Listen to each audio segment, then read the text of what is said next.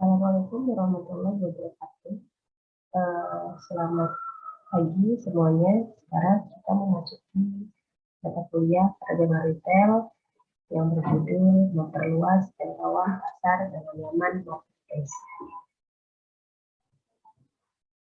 Adapun subcapaian pembelajaran untuk mata kuliah ini yang pertama, memilih marketplace lokal dan global. Kedua, membuat akun registrasi toko.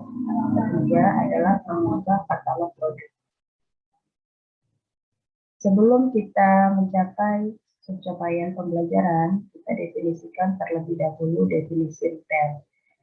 Menurut Berman and Evans, retail berarti bahwa aktivitas-aktivitas bisnis yang terlibat dalam menjual barang dan jasa kepada konsumen, di mana barang-barang tersebut bisa dipergunakan untuk kepentingan sendiri, keluarga, maupun rumah tangga.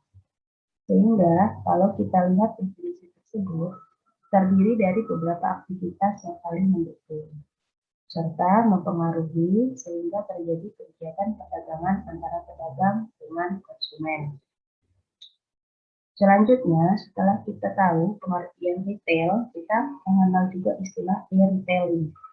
E-retail termasuk ke dalam kategori e-commerce. E-retail sendiri artinya electronic retailing. Jadi istilah E di sini adalah elektronik, di mana kegiatan retailing yang terjadi dilakukan secara online melalui internet. Kegiatan e-retail ini sudah semakin banyak dilakukan oleh para retailer. Kenapa? Karena semakin meningkatnya kasus pandemi yang terjadi di mana para konsumen tidak menghadiri atau tidak diperbolehkan kerumunan, sehingga mengharuskan kegiatan-kegiatan e-retail ini dilakukan. Ini juga untuk tetap menjadi sebuah kelangsungan usaha suatu produsen. Karena jika produsen tidak berinovasi dengan menggunakan e-retail, produsen ini tidak bisa melakukan kegiatan penjualan kepada konsumen. Konsumen lebih suka di rumah saja dibandingkan harus berangkat ke sebuah toko, supermarket, ataupun pasar. Kemudian model bisnis e-retailing, menurut Rick R. Mortar, yang namanya e-retailing itu adalah sebuah bisnis di mana memiliki toko secara fisik, tapi juga melakukan kegiatan penjualan melalui internet. Namun, menurut Pure Play, produsen yang melakukan penjualan melalui internet ini tanpa menggunakan perantara agen. Jadi, tanpa menggunakan perantara agen fisik ya, proses, agen, dan produk digital. Nah, barang-barang yang biasanya dijual oleh para retailers itu adalah yang pertama fashion dan travel and tourism. Biasanya, dia membeli barang dari produsen atau grosir, kemudian dijual kembali kepada konsumen dengan harga yang berbeda dari toko aslinya. Berikutnya adalah travel and tourism. Di sini misalnya pemesanan tiket secara online, sehingga di sini tiket yang dipesan bisa kita peroleh dalam tepat waktu dan kita tidak harus mengantri ketika akan menaiki kendaraan atau alat transportasi darat maupun udara. Dan ini hampir sudah dilakukan oleh PO-PO, ya, PO-PO dari kendaraan atau transportasi. Dan dirasa cukup efektif karena penumpang yang ingin menaiki kendaraan bisa memesan secara online. Selanjutnya juga sekarang sudah mulai berkembang model e-retail adalah produk-produk pertanian. Jadi kita bisa memesan produk-produk pertanian, semacam sembako, secara online yang dilakukan oleh toko-toko sayur dengan menggunakan aplikasi tertentu. Ya. Nah, keuntungan dan keterbatasan e-commerce. Keuntungannya, informasi yang diberikan itu secara gratis. Jadi, konsumen dapat dengan mudah dan secara gratis memperoleh informasi-informasi terkait harga barang serta jumlah-jumlah serta jenis-jenis barang tersebut. Nah, ini keuntungan dari sisi konsumen. Selanjutnya, informasi tersebut juga dapat diakses di mana saja dan kapan saja. Konsumen, walaupun di mana keberadaannya, bisa mengetahui barang yang ditawarkan serta harga dan spesifikasi produk yang ditawarkan. Kemudian ada substansial diskon, misalnya menyajikan diskon-diskon untuk ekspedisi itu diberikan gratis 30% atau minimal pembelian 50.000, maka akan diberikan ongkos kirim. Nah, itu adalah contoh-contoh keuntungan yang diperoleh dari retailers. Namun, masih banyak juga keterbatasan. Yang pertama, belum banyak orang yang mengetahui penggunaan internet atau belum paham melakukan pencarian melalui internet.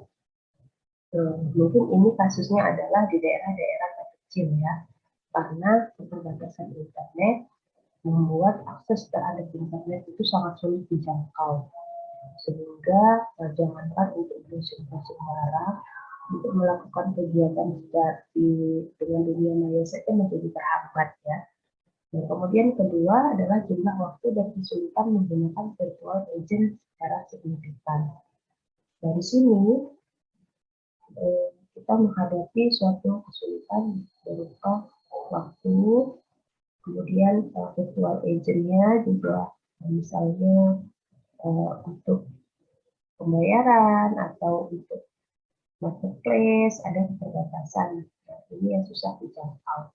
Nah, itu beberapa keterbatasan yang dihadapi oleh retailer.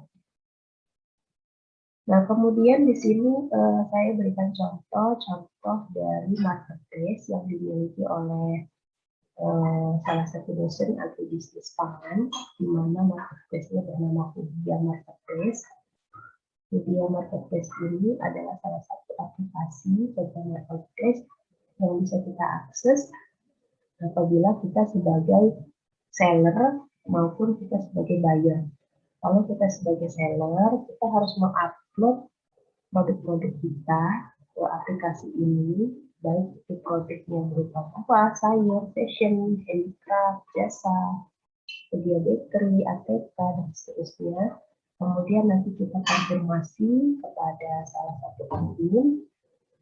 Selanjutnya nanti para konsumen bisa mengakses media ini sebagai media buyer, kemudian memesan produk-produk tersebut dan dimasukkan ke dalam keranjang, serta nanti ada ketentuan melalui pembayarannya. Mungkin ini yang bisa saya berikan, dan Anda juga bisa upload ke sini, ya, sehingga ekspansi serta strategi promosi yang Anda lakukan itu bisa meranah, bisa menjangkau semua aplikasi, ya. Itu saja dari saya. Terima kasih atas perhatiannya. Kita lanjutkan di pertemuan berikutnya. Assalamualaikum warahmatullahi wabarakatuh. Assalamualaikum warahmatullahi wabarakatuh. Pada hari ini kita akan memasuki pertemuan lagi yang ke-7, yakni memperluas jangkauan pasar dengan laman marketplace. Di minggu kemarin kita sudah mengetahui bahwa yang namanya seorang retailers itu bisa melakukan e-tailers. E-tailers itu adalah electronic tailor ya, penjualan secara elektronik.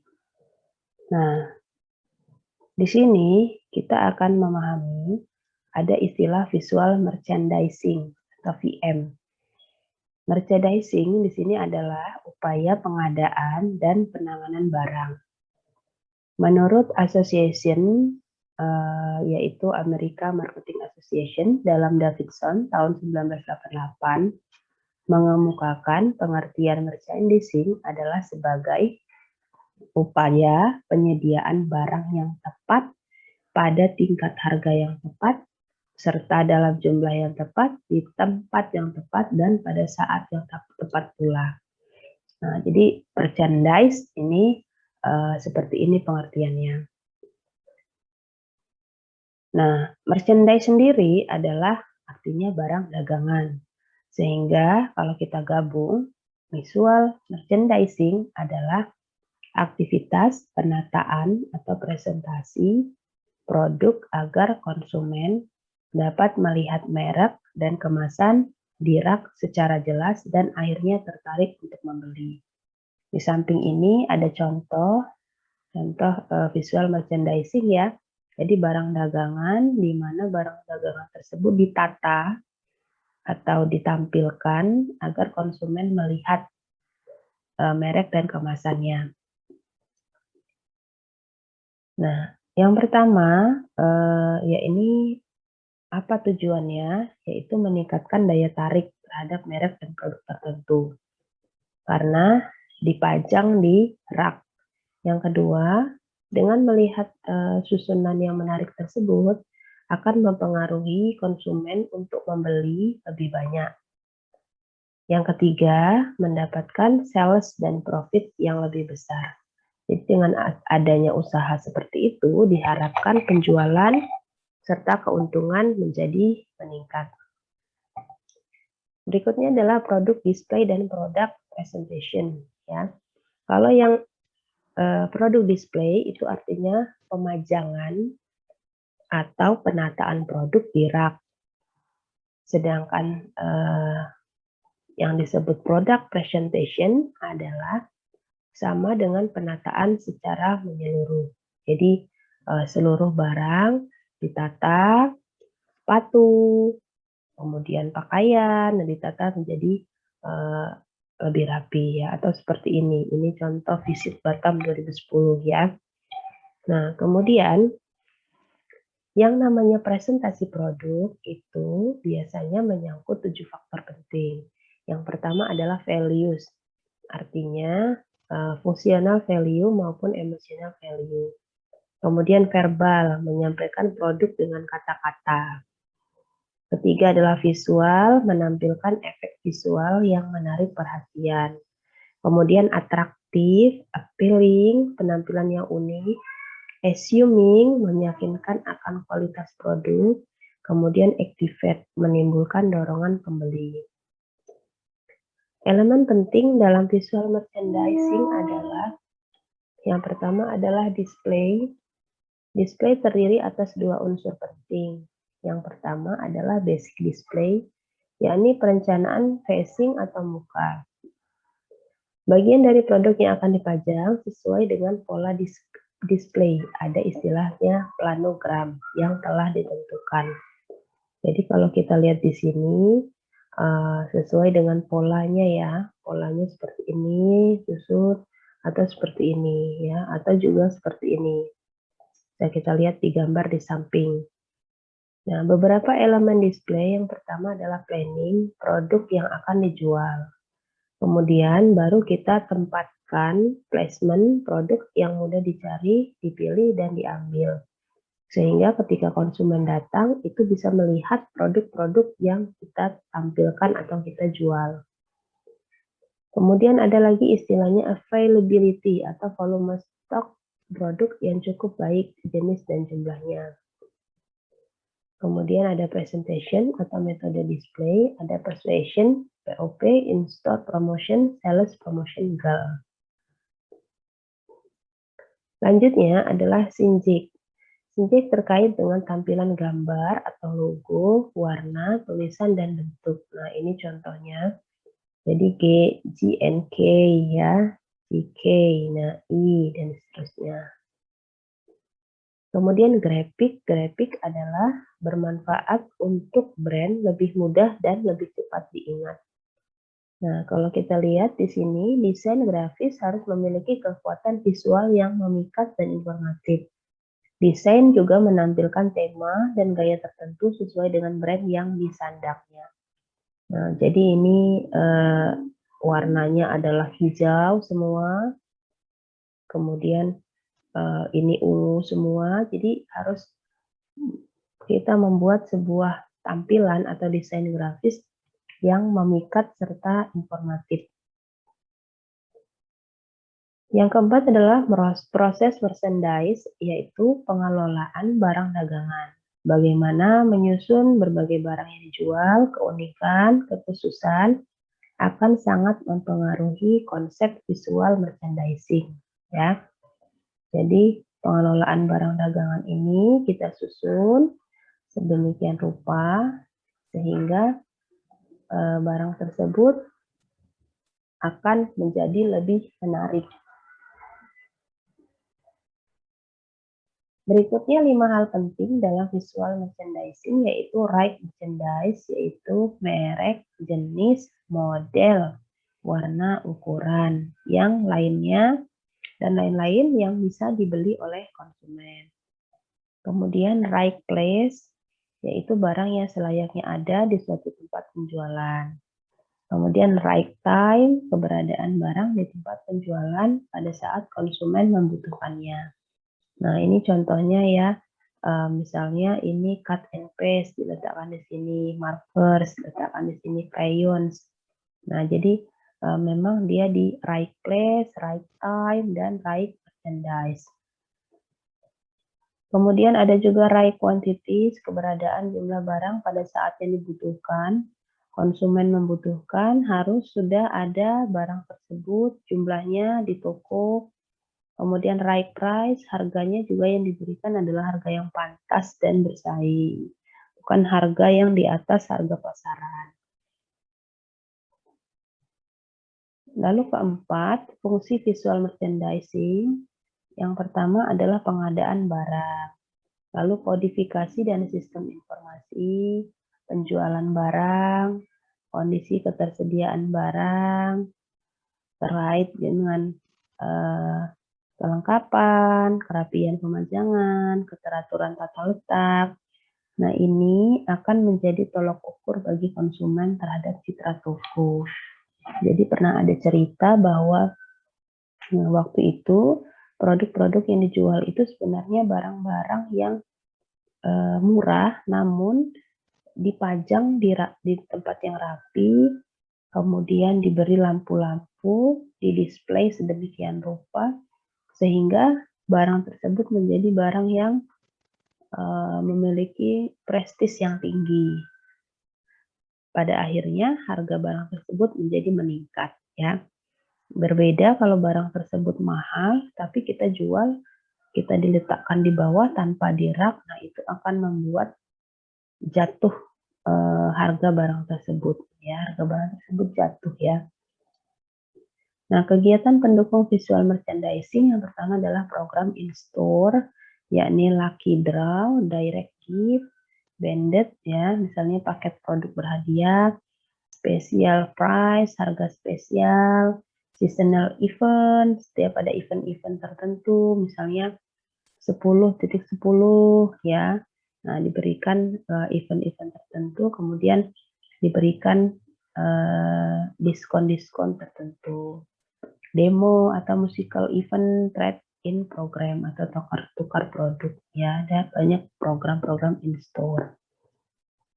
Atau juga bisa program display events, pameran atau exhibition, display kontes, display insentif, ya, untuk mendisplay produk yang ditentukan. Kemudian ada POPs, materials, point of purchase, ya, self takeover. Nah, di sini contohnya, ya. Swing sticker, flag chain, hanging mobile, ini 12 tahun mall, ya. Kemudian sales promotion and merchandiser, yaitu adalah SPG. SPG-nya girl, bisa men. Kemudian di sini adalah merchandise, barang dagangan. Nah, biasanya kita kalau suka datang ke swalayan atau supermarket atau toko serba ada, nah ini SPG menawarkan produk-produk kepada kita, ya. Lalu ada brand activation campaign, yaitu lomba kreativitas memasak, misalnya konser musik, lomba membuat jingle, pemeriksaan kesehatan gratis, atau roadshow, lomba olahraga. Nah, ini untuk menimbulkan brand activation, ya. Lalu metode visual merchandising aspek visual yang harus diperhatikan dalam visual merchandising. Yang pertama adalah visualisasi, fokus pada produk yang kita tawarkan, lalu tema kampanye kita, visualisasi brand personality, lalu visualisasi dan komunikasikan manfaat produk, serta visualisasi program SPG, display hadiah, khususnya jika ada program in-store event. Nah, di sini contoh-contoh visual merchandising ya. Alat-alat yang biasa dipakai, gondola, bisa berbentuk neon sign, TV plasma, lengkap dengan sound system, DVD, komputer touchscreen, serta produk tester ya. Nah, ini contohnya biasanya kalau kita lihat di swalayan ya. Nah, ini adalah bentuk contoh menarik minat dari konsumen. Kemudian product information card atau mini flyer ya, ini contohnya Jotcam misalnya. Kemudian special display stand, membuat stand yang diciptakan secara khusus dan unik, terkesan semarak, biasanya untuk kampanye produk baru ya. Nah, ini contohnya ada Rubbermaid ya, back to school, dibuatlah standnya seperti mobil.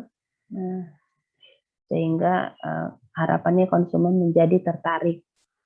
Kemudian ada juga floor display, metode display dengan menata dan mendekor produk di lantai secara menarik ya. Jadi nggak apa-apa sebenarnya kalau kita menggunakan floor display. Yang penting ini adalah dilakukan dengan menata secara menarik, karena memperluas alas khusus untuk mencegah produk menjadi lembab atau rusak ya. Nah, ini biasanya untuk in-store promotion antara lain package, sales, peluncuran produk baru dan lain-lain. Lalu ada juga mini display di supermarket, minimarket, atau yang memiliki ruangan terbatas. Nah, ini ya, seperti ini. Revlon itu produk kosmetik. Nah, kemudian vending mesin display dengan menggunakan mesin khusus, misalnya mesin kopi, mesin minuman, kaleng. Biasanya dipajang di taman hotel. Nah, ini Laurier ya, tapi kita bisa temukan ini kunci kebebasanmu. Nah, ini ya, membutuhkan perawatan, harus memperhatikan kesediaan barangnya. Lalu ada juga mobile merchandising, display menggunakan mobil. Mobil ini mobilitasnya juga tinggi, bisa pindah-pindah.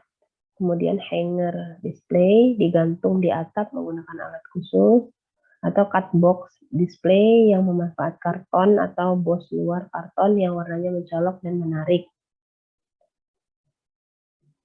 Ada juga basket display, displaynya di keranjang seperti ini. Ini biasanya produk-produk makanan ya. Kemudian giant display menggunakan display raksasa. Nah, jadi dibuatlah kemasannya model raksasa sehingga menarik ya.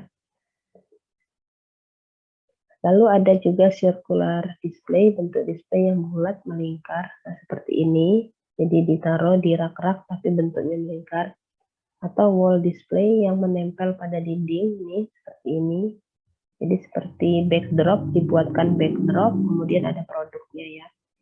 Atau juga windows display yang menempel pada jendela toko. Ya, ini salah satu juga usaha untuk menarik konsumen. Jadi ditempel pada jendela toko.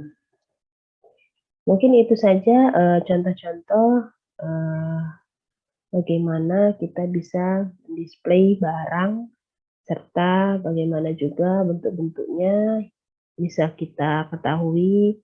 Dari materi ini harapannya produk-produk yang Anda buat itu bisa Anda sajikan, Anda display dengan bentuk-bentuk yang menarik ya. Mungkin itu saja dari saya. Terima kasih atas perhatiannya. Sampai ketemu minggu berikutnya. Assalamualaikum warahmatullahi wabarakatuh.